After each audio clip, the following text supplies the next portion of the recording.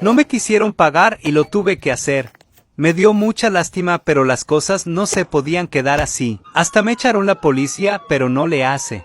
La verdad estaba muy descontento porque manejamos desde muy lejos para hacer este trabajo. El dueño me dijo que siempre no le gustó el color de ladrillo. Él fue el que lo escogió. Cuando le dije que el trabajo ya no se podía cambiar, se puso en mal modo y ya no me quiso pagar. Entonces hice lo que todo contratista que se da a respetar debe hacer. Agarré el marro y acabé con todo. Quebré todo el ladrillo y me llevé mi material inusable.